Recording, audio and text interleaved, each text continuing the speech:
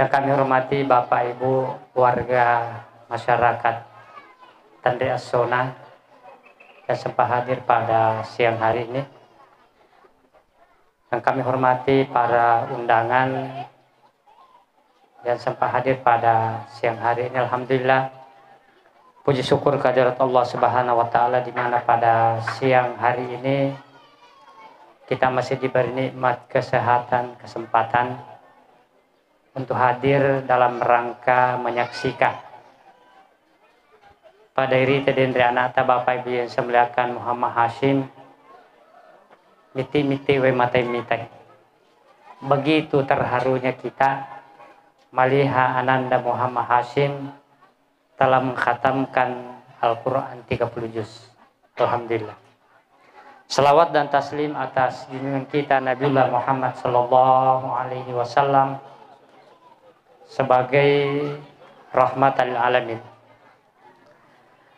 Bapak Ibu yang saya muliakan, kalau kita melihat ke baliho, ini ada tulisan di atas Al-Quran. Inna nahnu nazzalna dzikra wa inna lahu lahafizun. Ini cocok sekali dengan apa yang kita lakukan pada siang hari ini. Inna nahnu nazzalna dzikra. Sesungguhnya kamilah yang menurunkan Al-Quran. Az-Zikra itu juga nama lain daripada Al-Quran Bapak Ibu yang saya muliakan. Wa inna lahu lahafizun. Dan sesungguhnya kamilah juga yang memelihara Al-Quran. Yang saya ingin garis bawahi, wa inna lahu lahafizun. Kenapa Allah mengatakan kami yang menurunkan Al-Quran, kami juga yang menjaga Al-Quran. Padahal kita tahu Bapak Ibu yang saya muliakan, bahwa Allah itu adalah wahidul ahad. Esa, tunggal. Tapi dalam bahasa Indonesia dikatakan kami. Dalam konteks bahasa kami itu mempunyai makna banyak. Kalau kita melihat secara sepintas lalu, yang menjadi pertanyaan bagi kita, apakah betul Allah itu banyak? Tentu kalau ada yang mengatakan Allah itu banyak berarti musyrik. Keluar daripada agama Islam Bapak Ibu yang saya muliakan.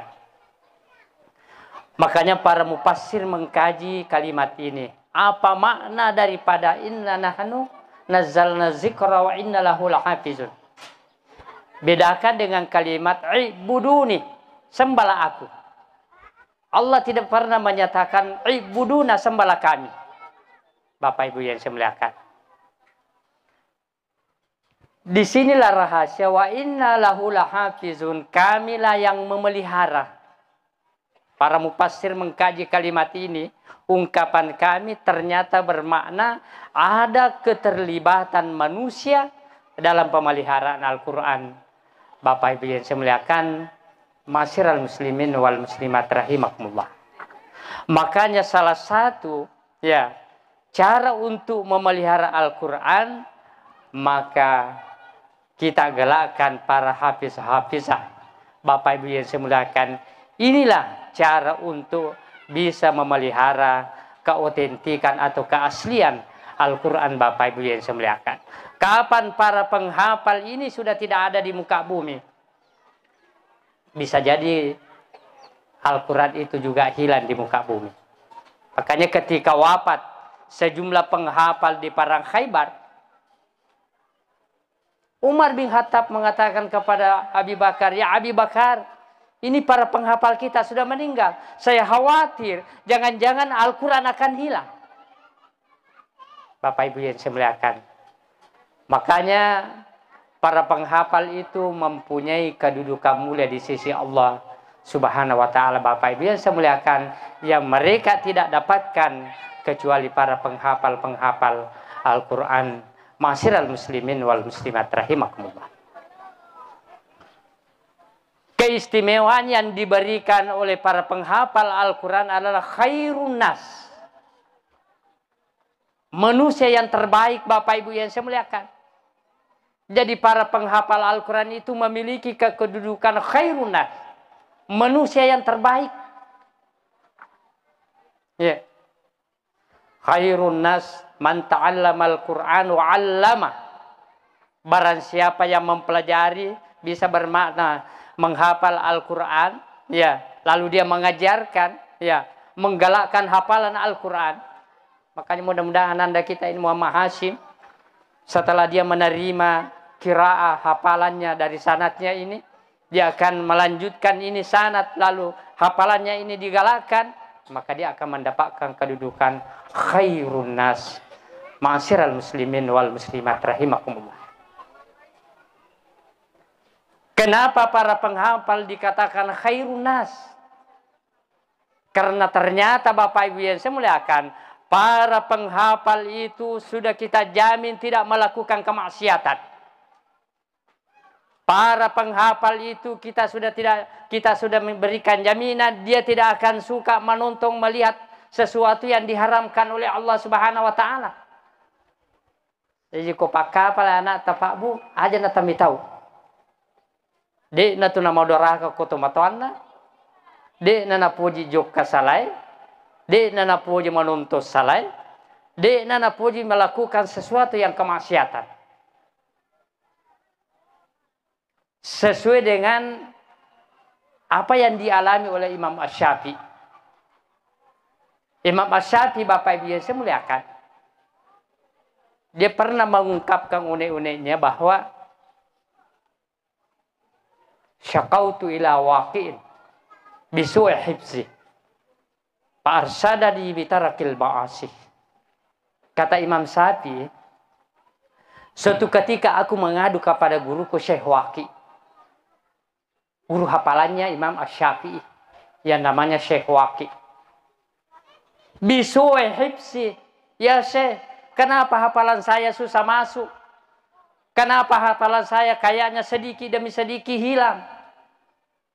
Kayaknya hafalan saya ini tidak bisa lancar sama seperti selama ini. Apa kata Syekh Waqi'? Pak Arsyadani, kata Imam Asy-Syafi'i, Syekh Waqi' memberikan nasihat kepada saya, bitarakil ma'asi, tinggalkan hafalan, tinggalkan kemaksiatan yang kau lakukan. Bapak Ibu yang semuliakan. Makanya ada ini kisah cerita lucu Bapak Ibu yang semuliakan, teman-teman itu dari Ashar. Kalau dia menghafal dari rumahnya, dia mau ujian Al-Quran ke Jamiatul Ashar, itu biasa naik mobil jauh-jauh. Tapi dia sudah hafal dari rumah 2 juz atau 4 juz atau 8 juz, sampai di kuliah dia lupa hafalannya. Dia berusaha ingat, kenapa ini hafalanku? Apa dia bilang? Ai pantas awal lupa ya pala aku minta kak biti makun reo kotoe. Oke. Biti makun re nita jaminan nasi di jus tadi. Coba bayangkan Bapak Ibu yang saya muliakan. Maka pantas Imam Syafi'i mengatakan, ya, syaqautu ila waqi'in bisu'i hifzi. Aku mengadu kepada guruku Syekh Waqi' karena hafalanku susah masuk, tidak bisa saya menghafal selancar selama ini. Farsyadani bitarakil ma'asi, coba tinggalkan kemaksiatan. Makanya para penghafal itu Pak Bu dijamin dia nana puji kajili-jili. Kupanda kajili-jili jaminan nasi di jus. Ya, Bapak Ibu yang sebelahkan. Makanya penghafal dikatakan khairun nas, sebaik-baik manusia Bapak Ibu yang sebelahkan. Masyarakat muslimin wal muslimat rahimakum. Yang kedua, para penghafal itu dikatakan ahlullah, keluarga Allah. Karena Nabi mengatakan ahlul Quran ahlullah. Bahwa orang yang senantiasa bergelut dengan Al-Quran, siang malam Al-Quran, pagi Al-Quran, siang Al-Quran, sore Al-Quran, malam Al-Quran, ditidurkan oleh Al-Quran, dibangunkan oleh Al-Quran, ahlullah. Itulah keluarga Allah. Apa artinya keluarga Allah Bapak Ibu yang saya muliakan? Yang namanya keluarga Pak Bu, apapun kekurangan yang ada pada kita, maka orang tua kita langsung, nah agak kekuranganmu. Dia agak dikumbu mereka melihat, ke di malai. Makanya kita dengarkan tadi Bapak Ibu yang saya muliakan, bagaimana sambutan Bapak Ketua Yayasan mengatakan kami tidak memerlukan bantuan tapi doa. Kenapa? Karena sudah menjadi ahlullah. Yang namanya ahlullah Bapak Ibu yang saya muliakan, dia sudah tidak mengkhawatirkan masalah kehidupan dunia. Karena jaminannya adalah Allah Subhanahu wa taala. Ma'asyiral muslimin wal muslimat rahimakumullah. Ahlul Quran, ahlullah. Ini juga saya biasa berikan satu kisah nyata Bapak Ibu yang saya muliakan. Ada teman penghafal Al-Quran. Ketika dia berangkat ke kuliah Jamiatul Azhar, dia membeli buku dan saya membeli buku habis uangnya. Habis uangnya di kantongnya Bapak Ibu yang saya muliakan. Jarak antara kuliah dengan rumahnya sama dengan jarak antara Parepare dengan Pindrang. Jadi dia hanya membawa buku tapi dia tidak punya uang. Apakah dia bawa bukunya dengan jalan kaki dari Parepare pulang ke Pindrang? Ini yang menggambarkan ahlul Quran, ahlullah. Dia sudah yakin bahwa pasti saya ini sudah jalan kaki pulang. Tapi apa yang terjadi? Ketika dia naik mobil, tiba-tiba saja ada orang tua yang pegang tangannya. Ketika dipegang tangannya sama orang tua, ternyata apa yang dikasihkan, ya sejumlah uang yang diserahkan di tangannya, tidak ada satu pun orang yang melihat di mobil. Kecuali dia. Ini namanya ahlul Quran, ahlullah Bapak Ibu yang saya muliakan. Maka kalau anak-anak kita sudah hafal Quran, anak-anak kita sudah menggeluti Al-Quran, jangan lagi mengkhawatirkan kehidupan dunianya Bapak Ibu yang saya muliakan. Karena yang namanya ahlul Quran dimanapun dia berada, pasti Allah akan menjamin kehidupannya. Yang pernah kebiasaan regurta, ya kong kana modal mengaji muna aja memito lo balik kampung. Tapi iya miko degaga modal mengajimu bahaya mupat. Karena ini ada kisah nyata Pak Bu. Ada teman saya yang dia ceritakan, di Palu itu ada saudara kita datang dari Sulawesi. Nah Sulawesi Selatan itu terkenal ahlul Quran. Dengan menjamurnya pesantren, dengan menjamurnya penghafal. Jadi tiba-tiba waktu sholat maghrib, ini saudara kita datang. Datang sholat maghrib dengan baju koko yang mantap. Sampai itu bahaya tuh mak baju koko teko deniseng mengaji. Ajak lalu. Ya, ajak lalu mak baju koko di kapala tuh. Apaan rasa ko pak kampung. Ya. Mak baju koko ya. Tama masih dia. Ya rupui mang, nisang makada saudara kita ini dari Sulawesi Selatan. Sulawesi Selatan itu terkenal dengan pesantrennya, dengan mahat tahfiznya, jadi langsung imam dong. Malah macam kiku mai. Angka dia ada guru tapole selatannya. Maka dia pui mang, Ustaz, ini jo mencaji mang. Maka dia jo pui mang, mata ko mo pa siloko angka. Dia tu memang aku pui maka dia, ini na Ustaz.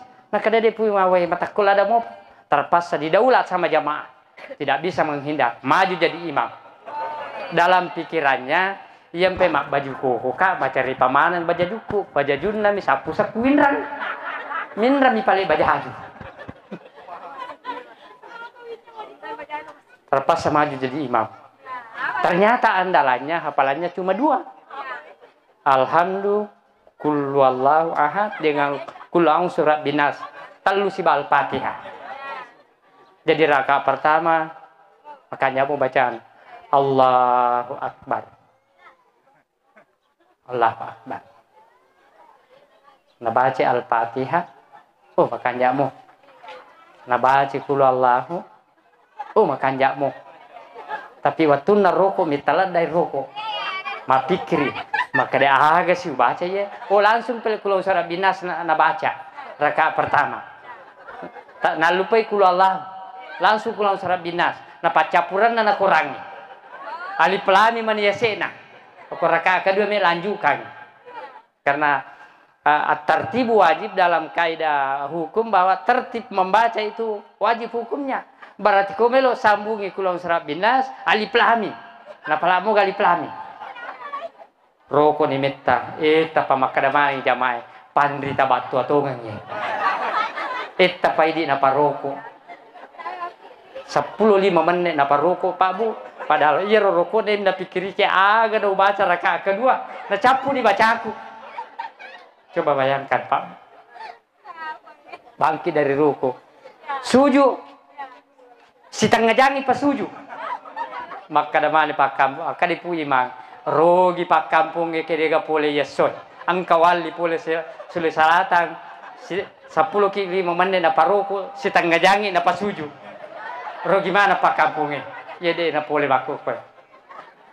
Ya tu kanjana kong anak beta Pak Bu tama masigi angka kalau lolo mengingin disuju si tengah jana kauluna ni teh Allah pu imang tadi ngimang yolo cili pale imangnya ini bahayanya Pak Bu kalau tidak ada Al-Qur'an yang kita hafal bukan ahlul Qur'an masyiral muslimin wal muslimat rahimakumullah.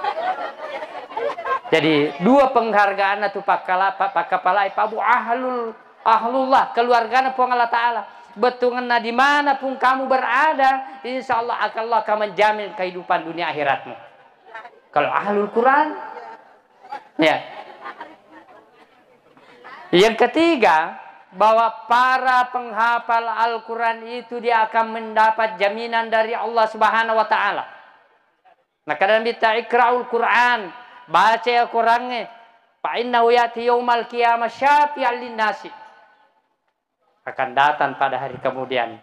Al-Quran itu memberikan syafaat para penghafal Al-Quran Bapak Ibu yang semuliakan. Yang daftar memang isi gak aku Muhammad Hasim ya. Kadai pertama tu kandi lolong syafaat apa ambu nasi bendona lolong memang nih. Nenena kira ni nenena mendaftar memang isi gak. Itulah kehebatannya Bapak Ibu yang semuliakan. Oh, yeah.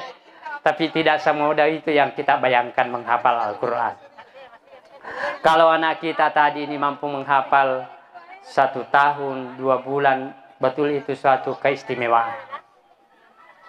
Yang normalnya itu 2 tahun atau 2 tahun setengah. Itu satu keistimewaan. Karena menghafal Al-Quran itu Pak Bu tidak semudah membalikkan tangan. Telapak tangan. Ya. Ang kasi bawa ko makapala. Mapay makapala, mapay 2 jus 3 jus na pala. Cenga mita palpung ma dender palpung. Napadi makapalay. Kay bahaya. Ya tidak semudah itu Pak Bu. Makanya arahkan anak-anak kita mumpung dia masih muda, otaknya masih bisa menghafal, arahkan dia menghafal. Iya. Aja nama to apa pada ini mah pemilu makapala. Au, aja na. Amu kuliah deh to nami latu. Makanya mulai dari sekarang Bapak Ibu saya muliakan kalau punya generasi maka siapkan sebagai generasi penghafal Al-Qur'an. Karena para sahabat-sahabat dan para ulama Bapak Ibu saya muliakan berlomba-lomba menghatamkan Al-Qur'an. Ada sahabat yang menghatamkan Al-Quran 3 hari 3 malam. Setiap 3 hari 3 malam sudah hatam Al-Qurannya. Yang paling lama itu 7 hari. 7 hari 7 malam. Abu Talha setiap malam Jumat dia hatamkan Qurannya dan dipanggil anak-anaknya menghadap. Nah, sini semua. Setelah Al-Qurannya dia hatamkan, dipanggil anaknya untuk didoakan dengan istrinya. Coba bayangkan Pak Bu, kalau kita punya anak-anak, apalagi dari nasa komenitu tamakar kung kamenitu tapaka pala ini wani juma obi matu aku mai wilodo ngamana ni bae suku samban nama tuai tapi kung ka manitu suku samban na tangaban ni penendrik bola masusah nyawa. Makanya mari rai kita Bapak Ibu semuliakan dengan wa inna lahu lahafizun, kita termasuk memelihara Al-Quran dengan menghafalkan Al-Quran. Masyiral muslimin wal muslimat rahimakumullah. Dito pa kaya natama mga loroy. Ikut tamin loroi pakani cedep ya. Makanya Bapak Ibu yang saya muliakan, para ulama mazhab itu penghafal Al-Quran. Imam Abu Hanifah, dia memang hebat di aliran fikih, tapi dia juga hafiz. Dia menghafal Al-Quran dari sanadnya Nafi. Makanya penghafal itu, ya kita harus sanadnya dari mana? Jadi Abu Hanifah sanadnya dari Imam Nafi, meskipun sebagian dia berbeda dalam kiraannya. Ya, Abu Hanifah mengambil sanad dari Asim. Ya, meskipun Abu Hanifah berbeda kiraannya dengan Asim sebagian. Contohnya, kalau Imam Asim membaca surah Al-Fatihah, dia keraskan bismillahnya. Tapi Abu Hanifah tidak. Kalau Imam Asim membaca Maliki Yaumiddin, ya, Maliki Yaumiddin, ya, Bapak Ibu yang saya muliakan, dia mudafkan Yaumiddin dari Yaumikuddin, maka Abu Hanifah dia membaca lain, Malaka Yaumaddin. Makanya perbedaan kira itu Pak Bu wajar. Jadi Abu Hanifah membaca Malaka Yaumaddin. Dia tidak membaca Maliki Yaumiddin. Dia baca Malaka Yaumaddin. Nah, dia dari jumlah pilihan. Bapak Ibu yang saya muliakan. Makanya saya pernah ditegur sama orang Iran. Ketika saya duduk-duduk di Masjidil Haram, tiba-tiba ada orang Iran datang. Ya akhi, ikra suratil Fatihah. Baca surah Al-Fatihah. Saya bilang, muragu kagi hafal aku tuh. Masa surah Al-Fatihah diwafal anak lagu ku kampungnya. Nah pala surah Al-Fatihah, nah pala mati. Ikra ya akhi, baca saja. Maka ketika saya baca surah Al-Fatihah sampai kepada sirata, kiraannya Hafsah, ketika bertemu sin dengan toa tebal, maka ditebalkan sirata, dia bilang khata, kamu salah. Saya bilang, di mana salahnya? Di sini bukan sirata tapi sirata, sin. Maka ini biasa wasa Pak Ibu. Kok Pak disangat cede paha kunru. Dia napa aja malaga tu tahu. Ya pekong katau magala mapangewang, Pak disangat cede itu paha kunru. Ama ko bawan ni. Ya. Maka dia temang ini dari Iran, sirata, kata de sirata. Saya terima Pak, kira ini dari guru saya sirata, kiraannya Hafsah ke sana. Oh dia napa aja pangewangannya. Pajiban ni mapangewangi. Kembali masing-masing ternyata memang ada dua kiraat Bapak Ibu yang saya muliakan. Imam Malik, Bapak Ibu yang saya muliakan, dia menerima kiraat daripada Imam Nafi. Imam kiraat Nafi yang notabene hidup di Mekah, di Madinah. Tapi Imam Malik tidak pernah berseberangan dengan gurunya. Saya percepat. Imam Syafi'i Pak Bu berbeda. Imam Syafi'i dia menerima kiraat dari Ibnu Katsir. Kiraannya Imam Syafi'i Bapak Ibu yang saya muliakan, sampai dia pernah mengatakan, kalau kamu ingin mendapatkan kiraat yang sempurna, kiraannya Ibnu Katsir. Tapi kalau kamu ingin mendapatkan kiraat yang sunnah, kiraannya Nafi. Kiraannya Ibnu Katsir itu yang terlalu mencolok ketika dia membaca Al-Quran. Dia hanya baca Al-Quran tanpa hamzah. Al-Quran. Jadi ketika dia baca Ibnu Katsir Al-Quran, dia hanya baca Al-Quran. Nah, itu perbedaan. Yang terakhir, Imam Ahmad bin Hambal mengambil kiraat daripada Asim juga melalui Syu'bah Bapak Ibu yang saya muliakan. Jadi para imam-imam mazhab ini juga para hafiz dan juga para ahli kiraat Bapak Ibu yang saya muliakan. Karena antara kiraat dengan hukum sangat berpengaruh dalam penentuan isbat hukum Bapak Ibu. Sekira demikian yang saya sampaikan. Mudah-mudahan Bapak Ibu yang saya muliakan, kehadiran kita pada siang hari ini mendapat berkah insyaallah. Allahumma fiq laqami tarik. Wassalamualaikum warahmatullahi wabarakatuh.